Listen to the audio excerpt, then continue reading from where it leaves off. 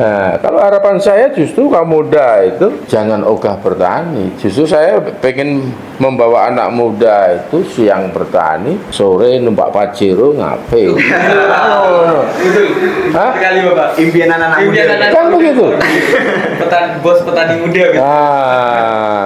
Itu kira-kira kan begitu.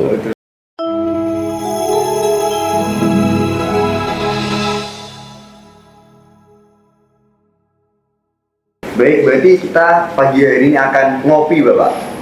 Ya. Akan ngobrol pintar terkait dengan masa depan pertanian Kabupaten Jember. Oke. Tapi tentunya di ngopi atau ngobrol pintar pagi hari ini bahas masa depan pertanian Kabupaten Jember, kita agak berdua kan, Bu? Kita berdua dong. Oke, pasti kita akan ditemani oleh narasumber yang sangat-sangat keren nih, Bu. Dan juga kompeten. Dan juga kompeten.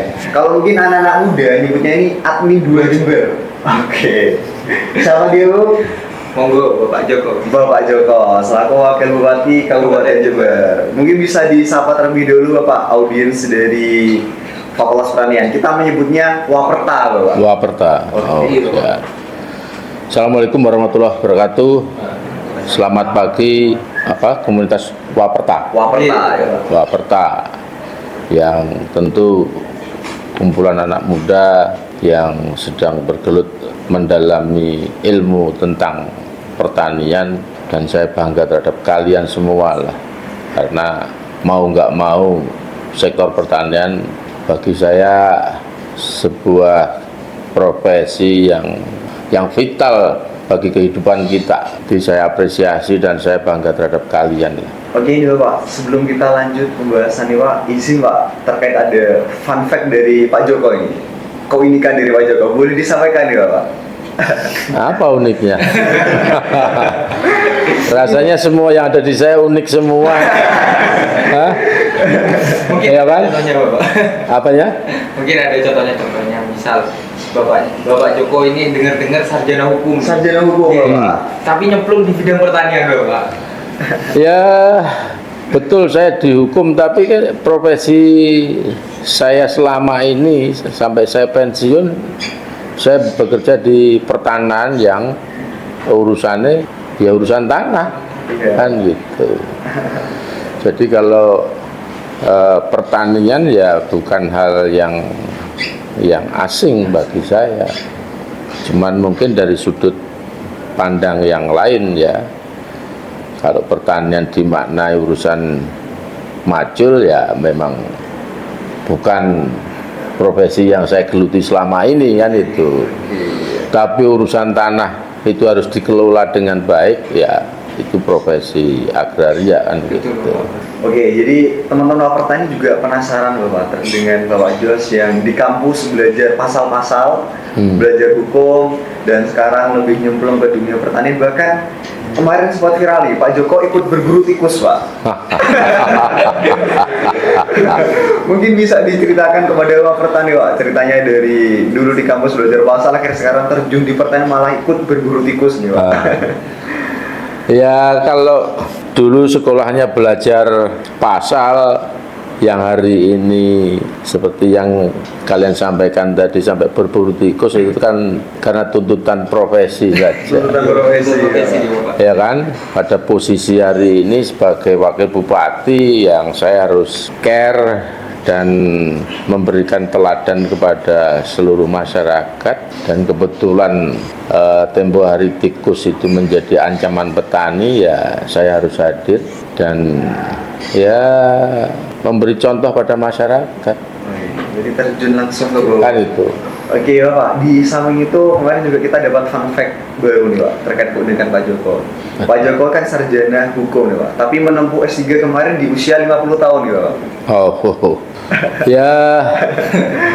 Ya kesempatan yang ada pada posisi seperti itu ya ngalir saja. Tapi intinya kan belajar itu kan tidak mengenal usia. Iya benar. Kan itu mulai lahir, dan kalau perlu sehari sebelum masuk liang lahat ya kita harus tetap belajar kan begitu. Iya. Dan belajar itu sendiri sebetulnya kan di samping menimba ilmu, di samping ngasah otak, manfaatnya juga berpikir itu manfaatnya sehat gitu. sehat, dan alhamdulillah pada usia saya yang hari ini sudah kepala 6 atas ya, hal itu saya masih diberi sehat ya karena saya suka berpikir gitu. Bukan suka kepikiran, tapi suka berpikir gitu. Ya kan? Jadi kalau pengen awet sehat ya senanglah berpikir. Tapi jangan senang kepikiran kan itu. Kalau kepikiran itu kan terlalu banyak berpikir andai-andai, jangan-jangan, terlalu banyak khawatirnya lah kan itu. Ya pesan saya pada anak-anak muda ya teruslah berpikir supaya banyak manfaat, banyak kebaikan yang bisa dilahirkan dengan banyak berpikir gitu. Oke, baik, jadi cerita Pak Joko ini ya membuktikan bahwasanya belajar itu tidak mengenal usia, apalagi semangatnya tadi. Ibu Pak Joko menyampaikan bahwa juga belajar ini di samping kita berpikir, tapi juga menjaga kesehatan. Betul itu. Seperti itu. Apalagi mungkin ya kita juga berpikir sambil ngopi kayak tadi Sambil ngopi. Ngopi. Belajarnya di sambil ngopi Pak. Ya sayangnya di sini nggak boleh sambil ngopi sambil merokok itu. Oke, jadi di tengah kesibukan Pak Joko sebagai wakil bupati, tapi juga tidak melupakan kewajibannya untuk selalu belajar, Selalu berpikir juga. Oke Bapak, mungkin langsung saja nih Bapak, kita bahas santai, ngobrol santai tentang masa depan pertanian Kabupaten Jember nih. Ngomong-ngomong tentang pertanian nih Bapak, Kabupaten Jember sebagai identiknya juga sebagai pertanian Bapak. Masih banyak lahan yang ada di Kabupaten Jember, terutama di komoditas tembakau juga Bapak. Nah mungkin bisa diceritakan nih Bapak, pertanian di Jember ini mau dibawa kemana Bapak ke depannya? Gitu, jadi bisa diceritakan bagaimana nanti visi misi ataupun harapan dari Kabupaten Jember ini untuk terutama di bidang pertanian. Nanti kedepannya ini mau dibawa kemana untuk pertanian di Kabupaten Jember Bapak, seperti itu. Jember itu kan milik kalian, milik masyarakat Jember. Sedang saya ini kan cuma di kalian amanai untuk mengorganisir kegiatan masyarakat yang ada di Jember. Kan itu. Jadi pemilik Jember itu ya kalian semua, masyarakat Jember kan begitu. Kalau tadi ada pertanyaan Jember mau dibawa kemana, justru saya balik bertanya pada kalian, pertanyaan Jember mau dibawa kemana? Nanti saya yang merumuskan, saya yang merumuskan dan men-trigger, kan begitu, ya kan? Jadi sebagai pemimpin saya juga tidak elok kalau saya punya kehendak sendiri. Jember mau saya bawa kemana, pertanian mau saya bawa kemana, yang apalagi kalau itu tidak selaras dengan keinginan masyarakat, kan itu. Ya sebagai kepala daerah, fungsi kami kan tidak jauh dari urusan administratur. Jadi kalau administratur mempunyai kehendak sendiri, ya sangat tidak elok lah, kira-kira seperti itu. Oke, baik Ibu. Pak Joko menyampaikan bahwasanya kita semua ini adalah warga Jember. Jadi segala kebijakan pun tergantung dari kita ya Pak. Kita maunya dibawa kemana nih Pak? Seperti itu. Terutama di sektor pertanian Ibu. Nah, mungkin menurut Bu Iqbal nih, pertanian di Jember selaku warga Jember juga ya Bu ya. Harapannya pertanian di Jember nih mau dibawa kemana nih Bu? Kalau dari harapan dari tadi juga yang diterima dari Pak Joko, itu memang ternyata pemerintah ini butuh ruang diskusi publik dengan petani gitu Pak. Ya. Buat bagaimana nantinya pertanian di Jember ini mau dibawa kemana sih? Petani ini inginnya ini Kabupaten Jember ini pertaniannya seperti apa sih? Itu melewati ruang diskusi publik ini. Jadi kan kembali begini, sebagai pemimpin kita harus mengedukasi masyarakat, kan gitu.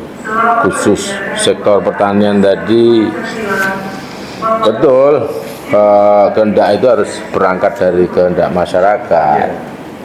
Tapi masyarakat kan juga harus diedukasi, minimal dikasih clue atau hal-hal penting yang harus dijadikan dasar untuk merumuskan keinginannya, kan gitu. Suatu misal kalau sektor pertanian tadi di ngobrol kecil kita tadi kan saya sempat melemparkan pertanian itu kalian lihat seperti apa, artinya posisinya seperti apa, penting, sangat penting, Vital. atau vital, kan begitu, Benar. iya kan? Lah, kalau menurut saya posisi pertanian ya vital, Vital. kan itu, karena syarat hidup kita ini harus hanya bisa dipenuhi dengan pertanian, kan begitu, iya kan? Seperti itu ya Pak. Kan itu kira-kira kan begitu, sehingga menurut saya sangat vital. Lah, pemahaman ini kan harus terbangun di masyarakat sebelum mereka berpikir pertanian itu mau dibawa kemana, kan begitu. Oke Bapak, terkait dengan pandangan masyarakat terkait dengan pertanian dan sebagainya, mengenai diskusi publik juga nih yang sudah Iya. disampaikan tadi.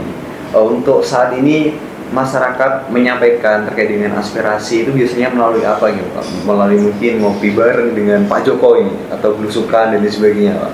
Kalau media itu kan bisa apa saja lah, ya kan? Dan pemimpin-pemimpin kita kan juga memberikan contoh banyak hal. Ya kalau ngomong dinas, suasananya mesti harus formal, harus seperti ini. Iya benar Pak. Tapi ternyata komunikasi dengan cara seperti itu atau dengan media seperti itu ternyata sangat kaku. Benar. Kan begitu kan? Efektif. Ya mungkin dengan cara seperti ini, mungkin tempo hari saya sempat nongkrong di warung kopi Berbaur dengan masyarakat, bareng. mendengar keluhannya, mendengar harapannya. Nah, pada kesempatan yang seperti itulah kita lakukan edukasi pada masyarakat, kan gitu. Di samping memfasilitasi, mencarikan solusi, nah, kita juga perlu mengedukasi, kan begitu. Poin pentingnya adalah edukasi, Edukasi. edukasi kepada masyarakat bahwasanya nanti kebijakan maupun peran dari pertahanan ke depannya di Kabupaten Jember ini akan seperti apa. Seperti itu. Oke Bapak, kalau kita berbicara mengenai edukasi juga pertanian juga di Kabupaten Jember, mungkin program kerja yang dijalankan oleh pemerintah Kabupaten Jember nih Bapak di sektor pertanian ini untuk saat ini ada apa saja nih Bapak? Biar warga Jember juga tahu. Ya begini, kalau bicara pemerintahan hari ini menjalankan APBD yang sudah didok, sudah ditetapkan oleh pemimpin periode yang lalu, sehingga kita tidak bisa bergerak leluasa sesuai dengan visi misi yang kami usung di proses pilkada lalu, kan gitu. Tapi paling tidak ya kita berjalan dengan skema APBD yang ditetapkan sebelumnya dengan sedikit kreativitas, ya mepet nih dengan visi misi lah. Tapi ya tentu tidak bisa maksimal karena kita tidak merumuskan sendiri di awal, kan gitu. Siap. Berarti ini gitu Pak, masih mengikuti dari pemimpin yang lalu gitu Pak. Kalau mengikuti juga sih tidak gitu ya. Tapi minimal beginilah. Kalau kita bicara APBD itu alokasi anggaran untuk sektor atau bidang-bidang tertentu ini kan sudah ditetapkan sebelumnya. Padahal kita pengen sektor pertanian ini menjadi sektor utama di visi misi kami, kan gitu. Nah, kalau tidak didukung dengan postur anggaran yang memadai kan Tidak bisa maksimal. tidak bisa maksimal, kan itu. Ya kebutuhan taruhlah untuk kebutuhan sektor pertanian tadi sesuai dengan visi misi kita butuh 10 juta satu misal. Tapi anggaran sebelumnya cuma ditetapkan 1 juta kan kita nggak bisa Benar. kan gitu. Tapi ya bagaimana 1 juta ini bisa Kita optimalkan. kira-kira kan begitulah. Benar. Kira-kira seperti itu. Ya tidak bisa maksimal tapi ya bagaimana tetap bisa jalan kan gitulah. Atau menempatkan 1 juta itu untuk kebutuhan sektor pertanian yang paling mendesak apa? Kan begitu. Jadi kita harus terbiasa dengan skala prioritas. Jadi apapun kalau ingin berhasil kita harus selalu menempatkan skala prioritas itu menjadi dasar utama. Kan itu. Kalau kita selalu bicara pemerataan, ya nggak ada yang selesai, Betul. nggak ada yang berhasil, kan begitu. Sekedar akhirnya kan sekedar berbuat saja.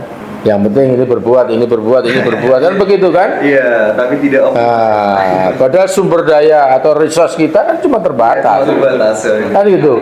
Ya sudah kalau saya lebih tertarik ya lebih meyakini sesuatu yang terbatas tadi kita prioritaskan untuk apa yang punya nilai, Yang optimal. punya dampak lebih besar. Kira-kira seperti itu. Oke, baik Bung. Berbicara mengenai prioritas nih, untuk di Kabupaten Jember, terutama untuk pemerintah sekarang nih Bapak, yang diprioritaskan dari kebijakan maupun program kerja ini mengarah di sektor pertanian atau mengarah di sektor yang lain nih Bapak. Mungkin juga bisa dihubungkan dengan visi-visi yang Bapak dibawakan. Ya kalau tagline kami Jember Baru Jember Maju Baru Jember maju nih Bapak. kan begitu kan. Sekarang pemahaman maju itu seperti apa sih kan gitu. Yang dimaksud dengan pembangunan itu sendiri itu sebetulnya apa sih? Berdirinya sebuah bangunan atau seperti apa? Tentu dalam konteks pembangunan ya namanya pembangunan itu terwujudnya masyarakat yang sejahtera. Bukan berdirinya sebuah bangunan. Oke, keren banget nih Bang. Kan begitu? Iya. Hah? Benar. Iya kan? Karena tujuan semua kegiatan itu harus bermuara pada terwujudnya masyarakat yang sejahtera. Ya kalau pembangunan itu sebatas berdirinya sebuah bangunan dan ternyata itu dampaknya itu banyaknya pengangguran, banyaknya orang miskin, justru di lingkaran itu, di lingkungan berdirinya bangunan tadi itu banyak orang-orang yang tidak mampu, apakah itu bisa dimaknai pembangunan? Kan itu berdirinya bangunan itu ya sebatas salah satu instrumen kecil dalam pengertian pembangunan yang sebenarnya, kan begitu. Makanya pembangunan dalam pengertian fisik ini mesti harus dirumuskan dengan baik. Bangunan ini akan menimbulkan impact atau tidak. Impactnya seperti apa? Jadi pembelanjaan APBD atau tadi mendirikan bangunan tadi mesti harus dikaji. Ono impactnya seperti apa? Kan gitu. Ini jangan-jangan ngedekne bangunan yang bagus tadi cuma ngenakne pegawainya saja. Masyarakatnya tidak menerima manfaat. Kan itu. Berarti bisa diambil kesimpulan gitu Bapak, bahwasanya prioritas yang dimaksud itu yang penting untuk kesejahteraan masyarakat gitu Bapak. Iya. Kesejahteraan masyarakat. Tapi tentunya ini Pak di bidang pertanian dari tagline Pak Om tadi menyampaikan bahwa Jember Baru, Jember Maju. Oke. Dengan dilatar belakangi dengan kesejahteraan masyarakat. Tapi kalau kita berbicara dari petani saat ini, karena juga rata-rata Bapak, maaf untuk petani di Jember masih didominasi dari kalangan mungkin orang tua nih Bapak, 30 tahun ke atas yang jelas dalam pengaksesan teknologi dan sebagainya masih kurang Bapak. Nah lantas untuk membuat petani sejahtera nih Bapak melalui program pelatihan atau mungkin pemberdayaan kepada petani, apakah dilakukan nih Bapak dari pemerintah Kabupaten Jember nih Bapak? Mungkin saya sebelum menjawab itu ya, saya perlu ngajak ke belakang kalian untuk melihat potret pertanian kita seperti apa kan Pertanian Kabupaten Jember ya Pak? ya kan di Jember lah utamanya kan. Nah kalau kita lihat data sekitar 50% lebih masyarakat kita ini kan terlibat di sektor pertanian Pertanian, benar. dan sekitar 50% juga luasan lahan kita ini wilayah Jember ini 50%-nya juga untuk sektor pertanian. Tapi kontribusi sektor pertanian pada PDRB tahun 24 itu angkanya baru 25,71. Nah kalau kita ngomong masyarakat kita itu 50%-nya lahannya juga 50%, saelek-elek harusnya kan ya minimal ya podo dong 50%. Tapi faktanya kontribusi sektor pertanian pada PDRB baru 25,71. Belum lagi pertumbuhan sektor pertanian itu, produktivitas pertanian itu baru sekitar 1%. Artinya kan angka yang kecil. Sangat-sangat kecil Pak. Nah, artinya apa? Ada potensi besar di sektor pertanian, tapi faktanya tidak sesuai dengan potensi tadi kan. Ya kalau ngomong angka secara sekilas ya kelihatannya cuma separuh kan gitu lah, kira-kira kan begitu. Iya kan? Ya mestinya paling enggak kan satu lah kan, kira-kira kan begitu. Nah, tapi faktanya kan separuh. Nah, kembali melihat kondisi itu tentu ada pertanyaan, ada potensi besar kok hasilnya tidak sekian ya Pak ya. Kan begitu, tidak sebanding. Berarti kan ada yang salah. Kan itu. Ada yang salah terhadap penanganan sektor pertanian. Kan itu kan. Yo balik-balik lagi, ya harus kita akui bersama gitu. Siapa penanggung jawab tata kelola di Kabupaten Jember ini? Saya kira ini juga tidak semata-mata karena petaninya males, karena petaninya tua. Iya. Tidak hanya dari faktor itu saja. Kalau menurut saya sebuah kemajuan itu selalu ya ditandai dengan keberpihakan seorang pemimpinnya. Oke. Pemimpin harus Kan begitu. hadir. Iya kan? Karena tugas pemimpin ya memotivasi, mengedukasi, memfasilitasi kan begitu. Ya kalau masyarakatnya pengen tapi tidak terfasilitasi, akhirnya masyarakatnya ngomong saya bisa membuat apa? Kira-kira kan pasrah gitu. Iya kan? Ya Pasrah tadi ya. Jadi kembali potensi bagus, tapi faktanya tidak bagus. Ya siapa yang bertanggung jawab atas itu? Yang bertanggung jawab ya ada di wilayah tata kelola. Ada potensi diolah menjadi hasil kan? Iya. Yang ngolah ini kan secara sederhana kan tata kelola. Nah, tata kelola itu paling tidak secara sederhana saya istilahkan ada dua hal kan itu ya. Hal pertama sistem, hal kedua sumber daya manusianya. Sumber daya manusia. Nah, dalam konteks kalau kita bicara Jember, penanggung jawab utama tata kelola itu siapa? Ya kami, pemerintah daerah ini. Pemerintah daerah. Kan itu kan? Benar. Ya enggak? Sangat Nah, ya kami, pemerintah daerah. Ya kalau kita bicara pemerintah daerah, kembali ada sistem dan sumber daya manusianya. Sistem pemerintahan bagus. di mana-mana sama enggak? Jember, Bondowoso, Jakarta, Bojonegoro, sistemnya kan sama kan? Sistemnya sama. Sistem pemerintahnya kan sama kan? Sistem pemerintahan sama. Cuma Berarti sistem pemerintahannya tidak ada masalah dong, baik-baik aja toh kan begitu. Berarti problemnya ada di mana? sumber daya. Sumber daya manusia. Sekarang sumber daya manusia itu atau manusianya itu saya bedakan, saya bagi menjadi 3 unsur. Ada 3 unsur ini. 3 unsur nih. Betul kan? Aja nih Bapak, 3 unsur. Unsur pertama apa ini? Otak. Otak, intelektualnya kan begitu. Kecerdasannya dari manusia. Iya kan? Penduduk masyarakat. Nah, kira-kira aparatur kita utamanya ada nggak yang lulusan paket A? Ya ono. Pastinya. Iya kan? Susu banyak yang S2, S3 juga banyak, kan begitu. Iya kan? Berarti intelektualnya Sudah cerdas. bagus. Kalau intelektualnya bagus, berarti secara intelektual kan mestinya mampu mengolah potensi untuk menjadi baik toh. nggak ada problem lah berarti intelektualnya, Iya. ya kan? Yang kedua, kalau unsur manusia apa? Fisik, Fisik. kan begitu. Intelektual, otak, fisik Fisik gitu. juga Bung. Pasti. Ya kan? Lah fisiknya sehat semua. Kalau perlu sekali makan 2 piring masih mampu. Hah? Benar ya. Ya kan? Berarti kan secara fisik kan sangat sehat toh. Sangat sehat, sangat sehat. Apalagi 3 piring Bapak. Iya kan? Iya betul Bapak. Ya, berarti fisiknya nggak ada masalah kan? Fisiknya tidak ada masalah. Nggak ada masalah. Unsur yang ketiga apa? Apa Kalau kita itu? kalau bicara manusia, Rohani Bapak. ya rohani atau mental kan?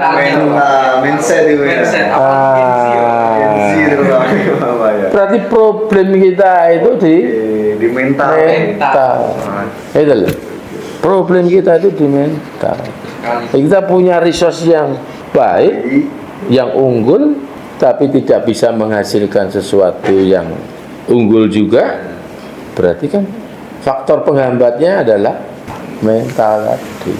Terkait dari ini Bapak, tadi kan sudah dikatakan bahwa SDM itu dibagi jadi 3, intelektual, Fisik. terus fisik, dan yang terakhir mental gitu. Hmm. rohani. Biasanya apalagi petani milenial nih Bapak gitu. Hmm. Biasanya tuh kalau terkait mental, nanam misal padi Hmm. Bapak gagal panen. Hmm. Tentunya mentalnya wes aku nggak mau nanam lagi Bapak. Biasanya kan seperti itu Bapak. Hmm. Itu apa ada Pak program kerja dari pemerintah Kabupaten Jember Bapak yang seperti mungkin ada koperasi Bapak, mungkin ada memberikan bantuan Bapak atau memberikan seperti garansi Bapak, misalnya nanti ada gagal panen biar petani-petani milenial ini nggak jerah untuk nanam gitu Bapak. Mungkin cara berpikirnya jangan pragmatis begitu ya. Tapi sesuatu tadi mesti kita harus rumuskan dulu dalam skop ideal dulu. Kalau urusan apa istilahnya, solusi-solusi pragmatis tadi kan sebetulnya kan bukan urusan yang susah. Kalau APBD duitnya banyak, Bisa. Bisa, malah sangat gampang Bapak. lah perlu kalian nggak usah nyambut gawe, tak kayak duit selesai toh. Dikasih uang selesai. Kan itu. Benar. Problemnya kan kita ini punya kemampuan yang terbatas, tapi kita menginginkan hal yang terbaik. Oke, kita kembali masuk di pertanian tadi. Problem di lapang itu apa sih? Saya nggak ngomong dari sisi SDM dulu deh, Iya, Iya Pak. Bapak. dari sisi lahan. Oke, silahkan. Petani kita ini kan petani gurem, petani yang pemilikan lahannya kecil-kecil. Kecil-kecil ya, Pak. Kalau kecil-kecil tadi itu mau kamu up seperti apa? Kalau lahan kecil mau di up seperti apa? Teknologi pertanian bisa masuk? Tidak. Ya raiso. Tidak. Sekarang kalau lahan pertanian mungkin cuma 1.000, ya kan? Iya, Bapak. Untuk bajak tanah itu apa di samping tidak efektif, apa bisa masuk? Selain biayanya yang mahal, lahannya kecil Bapak. Iya. Tidak sebanding dengan pengeluaran. Kan itu kan? Iya. Semua kan mesti pendekatannya kan harus efektif, efisien. Lah bagaimana sekarang supaya mencari solusi pemilikan lahan pertanian masyarakat yang kecil-kecil tadi bisa dimasuki teknologi. Ya kalau istilah pakar, istilah yang saya sering diskusi dengan Prof. Bagio, saya dikenalkan dengan istilah corporate farming, kan begitu. Oke, Bu. Ya kan? Ya bagaimana pemilikan lahan masyarakat yang kecil-kecil tadi kita konsolidasi menjadi kawasan pertanian yang luas. Ya kita konsolidasikan menjadi lahan pertanian bersama yang luas. Artinya kalau sudah dikonsolidasikan tadi secara fisik kan sudah tidak ada lahan si A itu sebelah kene, sebelah sini. Nah. Kan tidak. Milik bersama ya. Kan milik bersama, tanggung jawab pada hamparan luas tadi. yang sudah konsolidasi tadi. Nah kalau sudah seperti itu, teknologi kan bisa masuk. Bisa masuk, bisa optimal. Bisa optimal karena menekan pengeluaran. Kan begitu, tanpa harus menghilangkan hak Hak tanah. atas tanahnya. Lah kalau masalah batas pemilikannya kan bisa minta tolong ke BPN agraria. Pak, batasku digitno iki. Kembali lagi. Sudah disimpan saat pengen mengembalikan batasnya atau galengannya, ya sudah BPN kan tinggal ini koordinatnya yang gini, gini, biasa. Tetap ada ya Pak. Iya. Makanya tetap milik perorangan. Cuman untuk secara administrasi batasnya masih ada. betul Pak. Tapi secara fakta kan sudah dilebur. Iya. dilebur kan jadi satu. Kan begitu. Nanti keuntungan juga Bahkan bagi dibagi. hasil. Nah, nanti ya keuntungannya ya proporsional, bagi hasil secara proporsional toh. Yang punya 1.000 dengan yang 2.000 masuk podo ya enggak dong, kan begitu kan? Nah, belum lagi kalau konsep itu tadi corporate farming tadi bisa dilakukan, tentu akan kita bangunkan ekosistemnya sektor pertanian tadi. Stakeholder siapa saja yang perlu dilibatkan di dalam ekosistem tadi. Satu misal kalau kita bicara komoditas beras, satu misal yang harus kita libatkan siapa? Oleh modal mesti perbankan. Karena sektor pertanian butuh banyu, oh berarti pengairan kita libatkan, dinas pengairan kita libatkan. Oh pertanian ini butuh pupuk, berarti kita libatkan juga Pupuk Indonesia. Karena urusannya padi, urusannya beras, kita libatkan juga bulognya. Sehingga kalau panen langsung diambil oleh Bulognya Pak. Bulog. Stakeholder tadi kita ajak MOU bersama. Semua berbuat pada kapasitas masing-masing terhadap ekosistem tadi. Nah ini masih sebatas di kisaran lahannya dan kan itu tadi. Nah, kembali sekarang bagaimana petaninya kan begitu. SDM-nya lagi tentang SDM Pak. Tentang Nah, sekarang SDM tadi Mbok sampaikan petani kita sudah tidak muda lagi, banyak yang sudah tidak muda, kan begitu kan? Makanya kalau konsep corporate farming tadi itu bisa kita jalankan, sekaligus ini juga akan memotivasi menjadi daya tarik kaum muda untuk masuk ke sektor pertanian. sangat bagus. Ya bagaimana memotivasi kalian cuman diajak berpikir secara abstrak, kalian tertarik gombal apa? Iya kan? Oke, benar Pak. Kita juga butuh bukti nih Pak. Iya kan? Pak. Iya. Pertanian itu menguntungkan, pertanian itu menguntungkan, kan bukan begitu? Menguntungkan apa? Bapakku sih susah, kan? Iya kan? Betul. Tapi kalau konsep bertaninya tadi sudah kita bawa ke konsep corporate farming tadi, dan kalian bisa melihat peningkatan pendapatan. Nah, kalau harapan saya justru kaum muda itu jangan ogah bertani. Justru saya pengen membawa anak muda itu siang bertani, sore numpak pajero ngape. Hah? Sekali Bapak. Impian anak-anak muda. Kan begitu.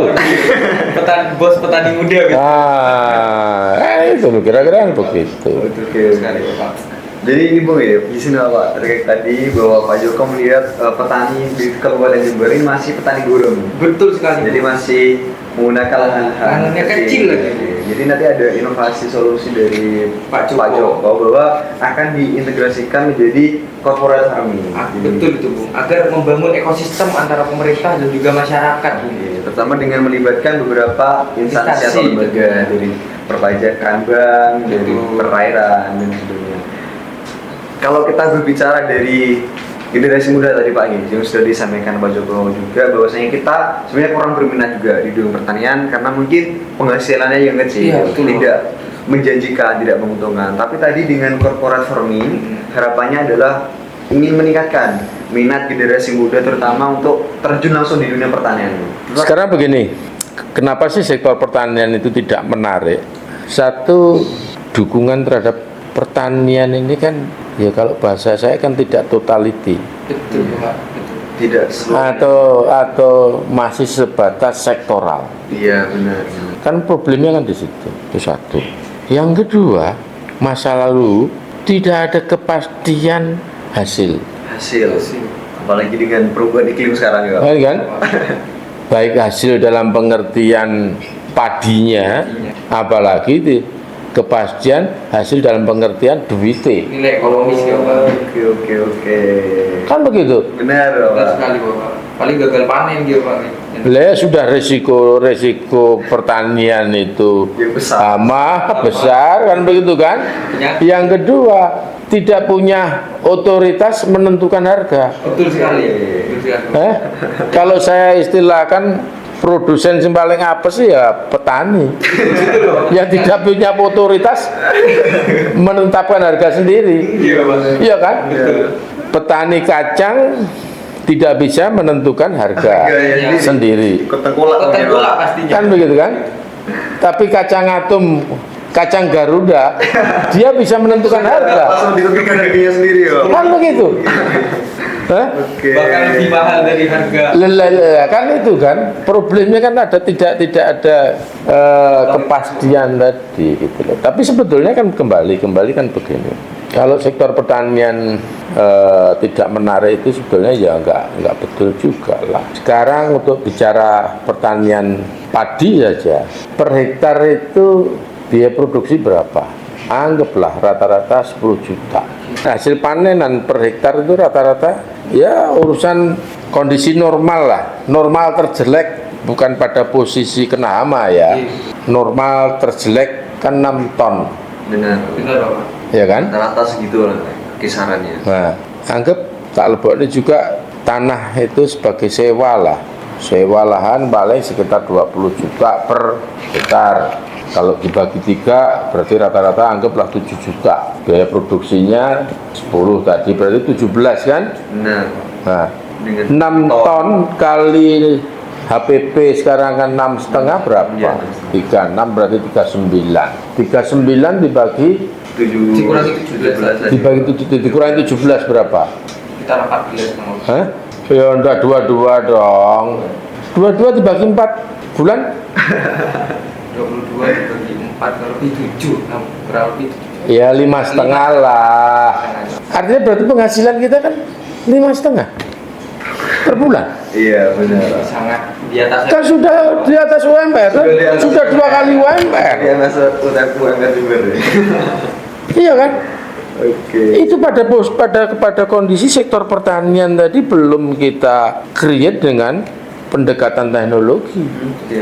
Masih manual nih Pak. Masih manual, masih konvensional. Oke, apalagi Sepanjang digeluti dengan serius, penghasilannya sudah 2 kali UMR. kali UMR Jember. Kan itu Sekali. sudah 5,5 juta. Padahal gajinya wakil bupati aja loh cuma 5,1 juta. Berarti kalau gitu kayaan petani ya? Lah iya. Betul. Lebih kaya Kan petani. begitu.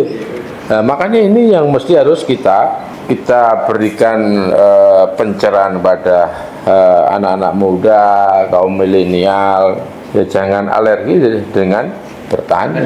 Kali. Ini aja kalau kita bicara masih urusan padi. Masih ada komoditas. Artinya ada padi itu kan komoditas yang paling tidak menguntungkan dan paling banyak risiko nih toh. Benar Pak. Kan begitu. Benar. Nah coba kalau kita masuk komoditas yang lain, Iya, tembakau suatu misal, bawang merah gitu. kan itu, kan akan beda lagi. Harganya lebih mahal juga. Kalau kita kembali ke topik yang tadi bahwasanya padi 6 ton per hektar ya gitu. Kalau pengalaman di desa saya Bapak, terutama di Tumurjo di daerah selatan itu alhamdulillah Bapak punya lahan seluas 1 hektar juga. Cuman bahwa produktivitasnya ini setiap tahun setiap panen turun Bapak. Dari awalnya itu 4 ton Bapak per hektar. Sekarang itu kemarin terakhir bulan 2 kalau tidak salah Bapak, bulan 3 atau bulan 2 itu 3,2 ton Bapak. Itu semakin turun Bapak. Dan juga untuk memang benar untuk HPP-nya itu sudah 6.500 Bapak. Cuman untuk 3,2 ton 1 hektar per bulan itu menurut saya itu dengan anaknya kuliah dan lain sebagainya macamnya itu saya rasa masih kurang Pak untuk biaya hidup di Jember ini Bapak. Nah sekarang pertanyaannya kan 6 ton itu sebetulnya kan pada kondisi normal produk terkecil. Masih produk terkecil. Produk ya, Pak? terkecil Pak. Saya ambil sampling 6 itu kan produktivitas terendah. Terendah. Oke. Lah kalau kamu jelaskan produktivitasnya tadi 4 ton, ya berarti pertanyaannya apakah bertaninya itu pada kondisi normal? Itu jangan-jangan pas kena hama mbok bandingin dengan kondisi normal tadi. Padahal produksi yang terbaik justru terbaik bisa lebih dari 8 ton. Bisa lebih. Kalau kamu tadi ceritakan penghasilannya menurun sampai kurang dari 4 ton, justru pertanyaan saya jangan-jangan pas kena hama Iya. atau pas Gagal panen. gagal panen atau kena banjir tadi. Atau jangan-jangan gak serius. Asal bertani ya. Iya kan? Asal tani. Kebutuhan pupuknya mesinnya itu suatu misal 1 kintal cuma dipupuk setengah. Kan bisa saja. Jadi intinya ya, pertanian ini sebenarnya memiliki prospek yang besar, Sangat terutama besar. juga dalam Kolongan. Jadi nanti harapannya yang disampaikan Pak Jos tadi juga meningkatkan minat pemuda lah untuk terjun di bidang pertanian. Tapi ini Bapak ya, ngobrol-ngobrol atau ngomongin juga tentang anak muda, terutama di sektor pertanian. Harapan dari Pemkab dari Kabupaten Jember ini untuk generasi muda nih Pak, kedepannya terkait di sektor pertanian ini harus seperti apa nih? Mungkin ikut kolaborasi bareng dengan pemerintahan kabupaten atau seperti apa nih Pak? Saya tempo hari itu masih minta tolong pada salah satu kelompok tani yang kebetulan saya ikut gropiokan tikus itu. Ikut berburu tikus itu Pak ya? Iya, Saya minta untuk menginventarisir pemilik lahan di lokasi dia lah. Lokasi itu yang ingin saya jadikan pilot project konsep corporate farming tadi. Ya, harapan saya dalam hal membangun atau merealisasikan pilot project tadi ya saya akan melibatkan perguruan tinggi, dan saya harapkan ya perguruan tinggi nanti juga bisa menerjunkan mahasiswanya Kolaborasi. kan itu, sehingga mulai mengenalkan dan ya, sekaligus ada proses pertukaran pengetahuan Dari lah. mahasiswa dengan Petani paham dari sisi praktek, Iya. kalian Dari pengetahuan dari sisi keilmuannya, kan begitu. Betul sekali, Bapak. Nah, mungkin kan petani saya pupuk dengan urea. Nah, padahal secara pengetahuan sebetulnya kalau dilihat tanahnya sedikit asam sehingga pupuk yang dibutuhkan bukan itu sebetulnya. Oh, Ini kan perlu. sangat perlu Bapak. Sangat harus Iya kan? sinergi memang Bapak. Ya artinya kan pupuk itu kan tidak sekedar Pokok iki sing mendukung pembuahan itu suatu misal NPK suatu misal ya, saya nggak terlalu paham itu ya. Nah ternyata tanahnya asam tadi yang butuh treatment. peningkatan pH gitu. Ya kan? Nah, saya orang ngerti ngono itu.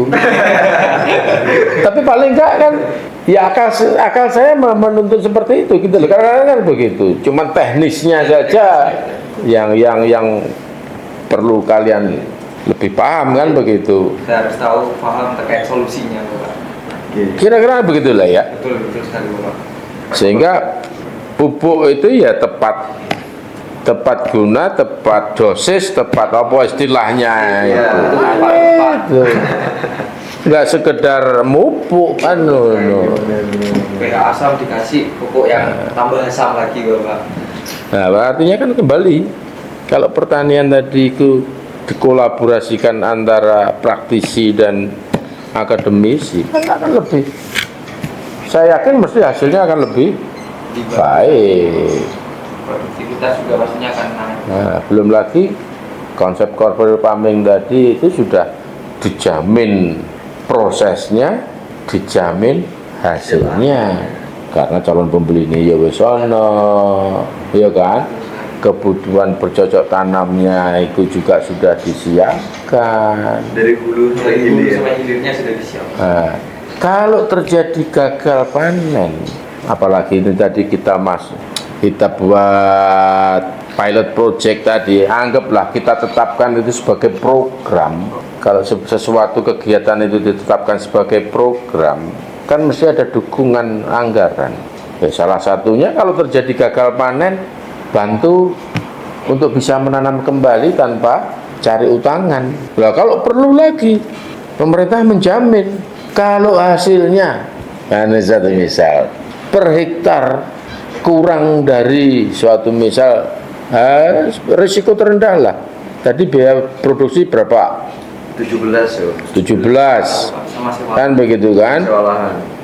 17 anggap suatu misal kalau hasilnya kurang dari 20 juta ditutup oleh pemerintah. Oke. Artinya pemerintah menjamin bahwa petani tidak rugi. Oke, harus ada jaminan Harus ada juga jaminan. buat petani. Kan begitu? Benar, untuk menyakiti. Nah, kalau sudah seperti itu, kira-kira kalian tertarik enggak? Sangat tertarik ya. Iya kan? Betul sekali. Biar dia ter- Loh, kalau untung itu kan ikhtiar kalian. Betul sekali, betul sekali. Tapi pemerintah ya menjamin. Gimana agar kita tidak jerah untuk bertani ya. Kan begitu. membangun kepercayaan. Bangun kepercayaan. Jamin kamu gak rugi kan, kan?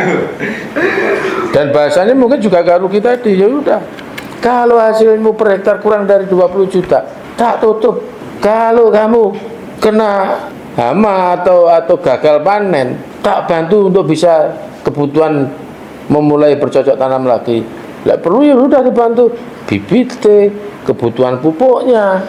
Kan gitu. Anggaplah dibantu 10 juta untuk modal Modal awal ya. tadi. Kasih pinjaman modal ke petani. Nah, kira-kira itulah. Jadi Ibu Bapak izin juga menyampaikan bahwa tadi kita sudah ngobrolin banyak Sangat tentang banyak sekali. pertanian masa depan di Kabupaten Jember, dari yang dimana salah satu faktornya adalah dari SDM tadi. Di Ada mana tiga. Pak Joko memberikan 3 kategori untuk Betul SDM. sekali. Yang pertama adalah intelektual, otak, fisik, dan juga mental. Mental. Oke. Dan juga Pak Joko melihat latar belakang dari Kabupaten Jember juga yang rata-rata masih didominasi dari petani gurem. Petani gurem dengan lahan kecil, dan harapan dari Pak Joko adalah adanya inovasi berupa corporate farming, bisa diintegrasikan dari hulu sampai hilir dengan bekerja sama dengan beberapa pihak instansi, Pak. Kolaborasi lah kita. Oke. Dan tidak terasa Bung ya, kita sudah hampir 1 jam nih Pak. Betul Kita sekali. ngobrol tadi mengenai masa depan pertanian. Kira kroso. Tidak kalah sekali Pak. Masa depan pertanian Kabupaten Jember, dan harapan dari Pak Aju juga selaku Wakil Bupati bisa meningkatkan lah dari produktivitas pertanian di Pertanian. Kabupaten Jember. Oke. Sebenarnya kami juga ucapkan terima kasih juga kepada Pak Joko yang sudah berkenan hadir di podcast Agro Talks kali ini yang diinisiasi dari teman-teman Badan Eksekutif Mahasiswa Fakultas Pertanian Universitas Jember. Harapannya nanti mungkin kedepannya akan ada forum diskusi seperti ini lagi, Betul Pak. Pak. Episode kedua atau apapun nanti. Oke. Ya, terima kasih.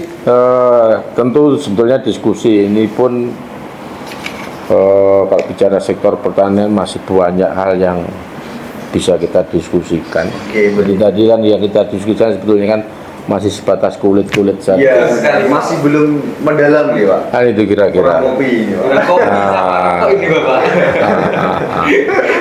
Kira-kira begitu. Tadi ya kalau next mau dilanjut lagi ya saya terima kasih dan saya siap aja lah. Oke. Demi Jember dan demi anak muda saya siap loh. Intinya kan gitu. Betul sekali Bapak. Dengan mendukung anak Untuk muda. Jember baru dan Jember maju. Ya. Betul sekali. Apalagi untuk bidang pertanian ini sendiri sih. Oke. Tapi kata kuncinya untuk mencapai itu semua landasannya mesti harus berangkat dari tanggung Tanggung jawab. Jadi apapun yang kita lakukan ya harus dasarnya adalah tanggung jawab. Oke, mungkin itu sampai jumpa untuk episode Agrotalk selanjutnya. Salam Bapak, sampai jumpa untuk kegiatan episode selanjutnya. Oke, terima kasih. Oke, Pak.